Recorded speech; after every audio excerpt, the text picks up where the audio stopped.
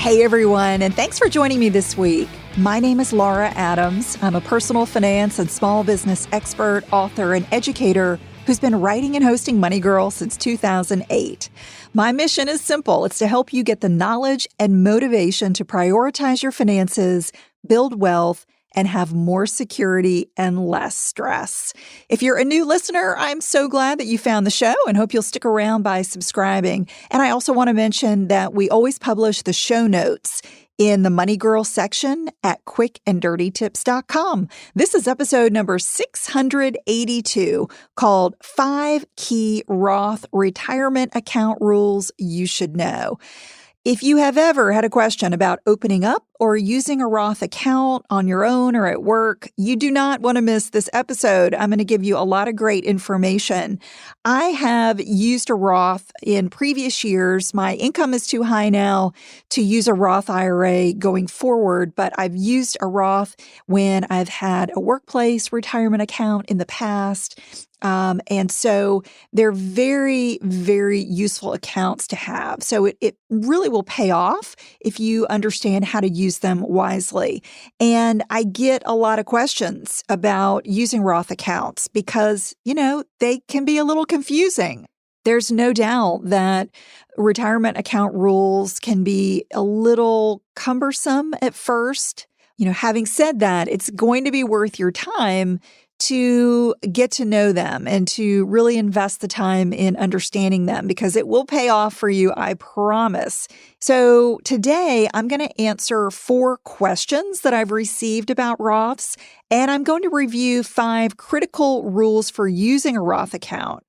First, I just want to answer a voicemail that I received from Chris, who did not want to be on the air. She says, I just recently started listening to your podcast and I really enjoy it. What are the benefits of an IRA versus saving your money in a savings account or CD? Thank you, Chris. I appreciate you sending in your voicemail. That's a terrific question and a really important topic. So let's talk first about the benefits of using a retirement account. Why is it so important to have this special account? Well, there are several reasons why using a retirement account for long-term savings is critical. First, retirement plans such as a traditional IRA, a traditional 401k, and a SEP IRA allow owners to make tax-deductible contributions if they meet specific requirements. That is key because it cuts your taxes in the current year, which saves you money. Let me give you an example. Let's say you earn $60,000 a year and you contribute $5,000 a year to a traditional IRA or even a workplace 401k. You would pay income tax on just $55,000 of income, not on the full $60,000. When you retire and take distributions, that's when Uncle Sam catches up with you. That's when they impose income tax on all the amounts that you withdraw. Now let's talk about Roth retirement accounts. That could be a Roth IRA, a Roth 401k, or even a Roth solo 401k if you're self-employed. These have opposite taxation as traditional accounts. The contributions you make to any type of Roth gets taxed in the year you make them. However, your future withdrawals of contributions and earnings are entirely tax-free if you meet specific rules, which we're going to cover here. If you've been investing for decades and your Roth account mushrooms in value, which it very likely will, it's really nice to know that you will never have to pay income tax on your earnings in that account. And if income tax rates increase down the road, that could make having a Roth especially sweet. So it's always better to think about paying taxes now when they're lower versus in the future when they may be higher due to your own circumstances. Maybe you're going to be earning more down the road, or we just feel like tax rates may increase down the road. Additionally, retirement accounts allow you to select investments for your contributions. Those could be mutual funds or exchange-traded funds. These are bundles of hundreds or even thousands of underlying securities. So one mutual fund or one exchange-traded fund could have thousands of underlying stocks, bonds, currencies, real estate, just, a variety of potential securities. So the growth that you achieve within a retirement account is going to depend on the investments that you choose, but it could easily blow the doors off a high-yield savings account or a certificate of deposit or CD. It's not difficult to get an average annual return of 5%, even up to 8% through investment funds. You would be hard-pressed right now to find a CD or a bank account paying more than 1%. Here's an example. If you save $200 a month for 40 years in a bank savings account that pays an average of 0.5%, you'd have slightly more than $106,000 at retirement. But if you invested the same amount, $200 a month for 40 years in a retirement account using funds paying an average of 7%, you would have $528,000 in retirement. That's a huge difference. With a savings account, you're not even keeping up with inflation, which was historically low in 2021 at 1.25%. You need investment growth in order to reach your big financial goals like retirement. Otherwise, you aren't likely to end up with enough to have a comfortable lifestyle down the road. So again, Chris, I want to thank you for your question. That, in a nutshell, is why you need to be saving in a retirement account and investing your money for retirement or for really any long-term goal. It needs to be invested versus keeping it in a very low-rate savings account. Now, if your money is going to be used in the short term, in a few years, let's say, then you want to keep it in a savings account. If it's an emergency fund, or maybe it's a house that you're going to buy next year, or vacation you're going to go on in 6 months, that money should never be invested. It should always be saved. But when we're talking about big long-term goals like retirement, your money needs to be invested. So now that you understand why a retirement account is so critical for building long-term wealth, let's cover 5 rules that you should know about Roth retirement accounts, including the answers to more listener questions. The first rule is you can withdraw original Roth contributions without penalty. So besides getting tax-free income in retirement, I think one of the best parts about having a Roth is the ability to tap it before retirement without paying an early withdrawal penalty. With other types of retirement accounts, you've got to reach age 59 and a half before your withdrawals are penalty-free. But note that this only applies to your original Roth contributions. That's because you pay tax up front on that portion of your account. You have not paid tax yet on the earnings, so it's just the contributions portion that you can tap penalty-free.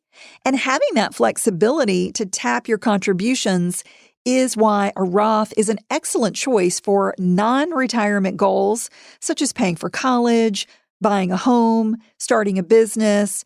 And that's important to Diane K., who sent me a question. She says, I just discovered your podcast and love it. I'm a recent college graduate and plan to work and save money before returning to graduate school. What's the best account to use if I don't have a ton of time and I need flexibility if I change my mind? Thank you for your question, Diane. Using a 529 college savings plan is a tax-advantaged account that allows you to save high amounts, and it offers some additional benefits. However, you can only spend the funds in the account on qualified education expenses. So I'd say if you're not 100% sure that you're going to use the money for graduate school, you want to consider using a Roth IRA for the savings instead. However, one unique rule of using a Roth IRA is that your income cannot exceed an annual threshold. Keep listening and I'll tell you more about that. All right, let's move on to the second Roth rule you should know, which is you must own a Roth for 5 years to withdraw earnings tax-free.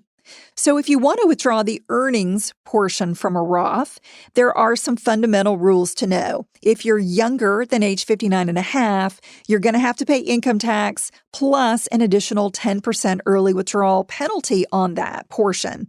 Also, even if you're older than 59 and a half, you must have owned your Roth for at least 5 years for an earnings withdrawal to be penalty-free. This is not a huge issue for most people because they do open up the Roth early in life.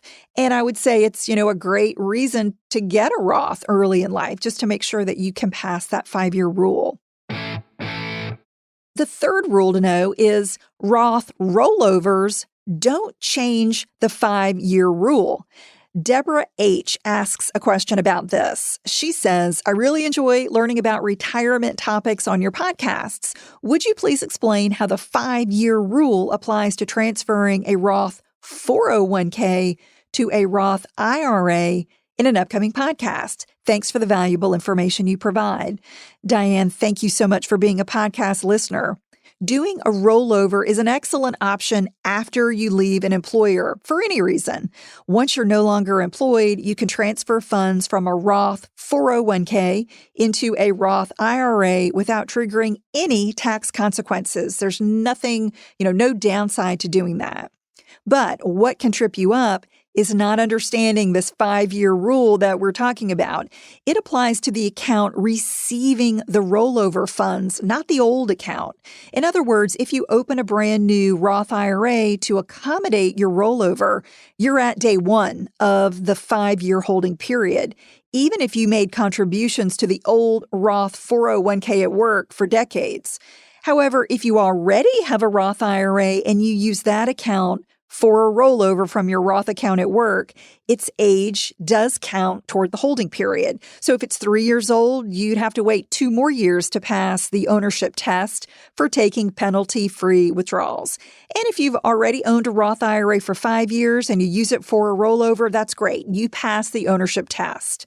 So again, if you've got a Roth 401k or a Roth 403b, and you don't already have a Roth IRA, you might want to go ahead and open one. That will start the clock ticking and reduce the likelihood that you'd ever get held up by this waiting period.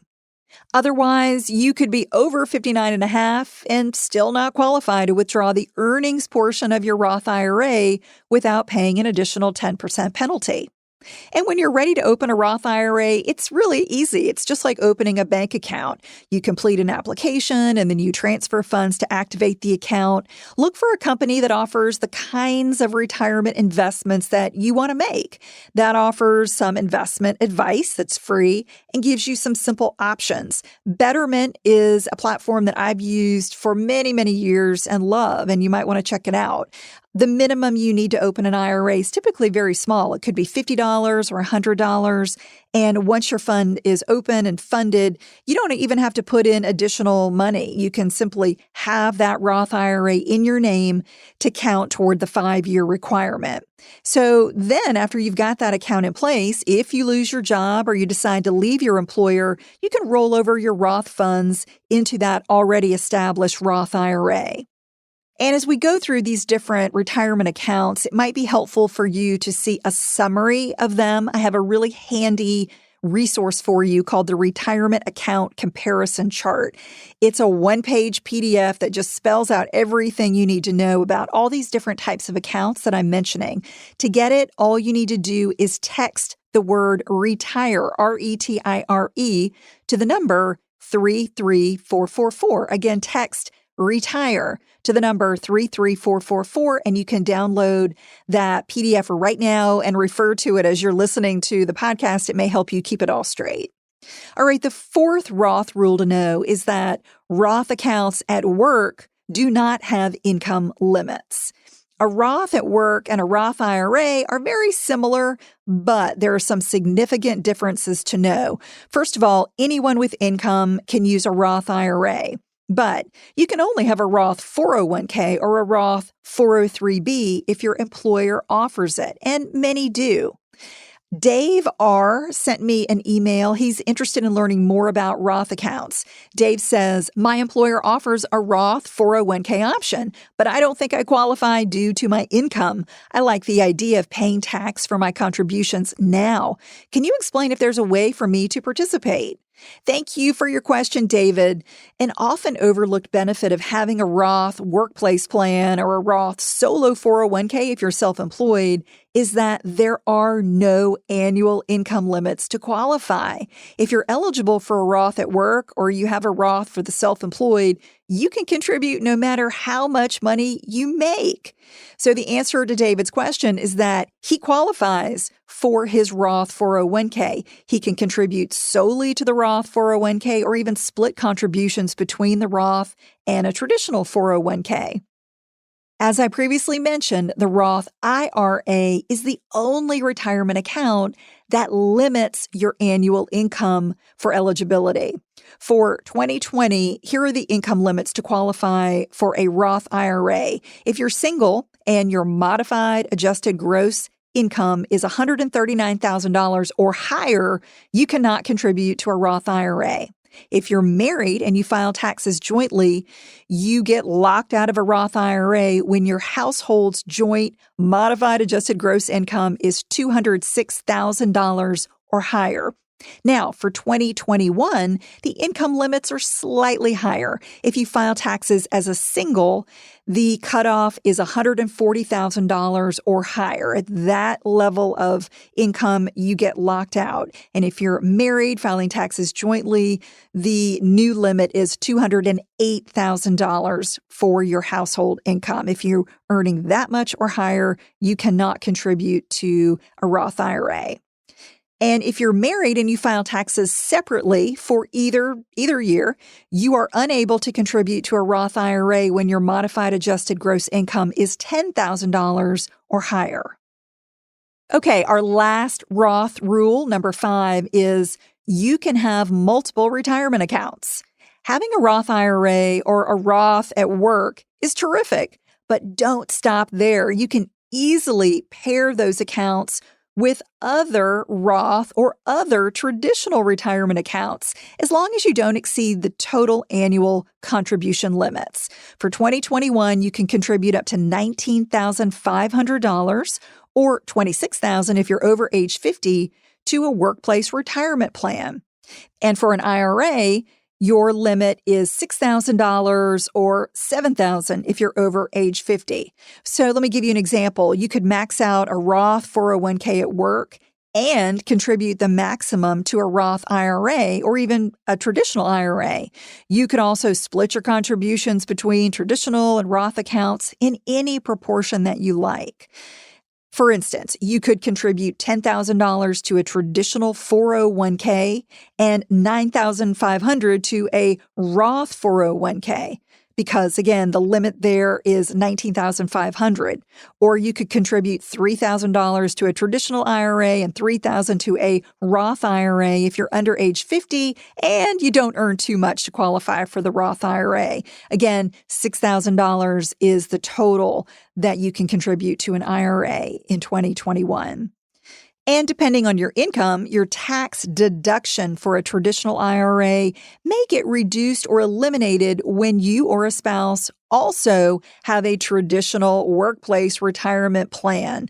But no matter your income, you can still contribute to a traditional IRA. You just may not get the full tax benefit out of it. With a Roth IRA, there's no conflict because your contributions are not tax deductible. So as long as you don't earn too much to contribute to a Roth IRA in the first place, you can max out both a Roth IRA and a workplace retirement plan every year and get 100% of the tax benefit. Allison B. sent me an interesting question about using multiple retirement accounts. She says, I've been enjoying your podcast for several weeks. Thank you. It's a great resource. I have 3 retirement accounts, an annuity from a previous job, a Roth IRA, and a traditional IRA. To maximize compounding, does it make sense to contribute only to the highest value account? Thank you so much, Alyssa. I'm really happy that you found the Money Girl podcast and really glad to have you in the community. When you're choosing which retirement account to use, the best strategy is to fund the one that will give you the best tax benefit. If you need a tax break in the current year, the traditional IRA is going to help you because, again, those contributions are tax deductible. Otherwise, I recommend maxing out your Roth IRA first, unless you become a high earner and you don't qualify. With a Roth, you get the most potential future tax savings. So you can, potentially save the most money if you have a Roth long enough. And as I mentioned, when you take Roth withdrawals in retirement, they're entirely tax-free, which could save you much more in the long run compared to your traditional IRA. Thanks again to everyone who submitted questions. I'd love to know what questions you have about retirement accounts. You can leave me a voicemail by calling 302-364-0308 or send me an email using my contact page at lauradadams.com. And while you're on my website, I hope you'll consider signing up for my newsletter. It's a short update from me filled with tips and tools that I think you'll enjoy for saving more, growing your money, and becoming an amazing money manager. And I throw in some personal information in there as well. You can get on the list at lauradadams.com or by sending me a text message. Just text the phrase "Get Updates" with no space. Get Updates. Send that to the number 33444 and you will be on my list. That's all for now. I'll talk to you next week. Until then, here's to living a richer life. Money Girl is produced by the audio wizard Steve Rickyberg. If you've been enjoying the podcast, take a moment to rate and review it on Apple Podcasts. New episodes are released every Wednesday. When you're subscribed, you're going to get them automatically for free. You might also like the backlist episodes and show notes that are always available at quickanddirtytips.com.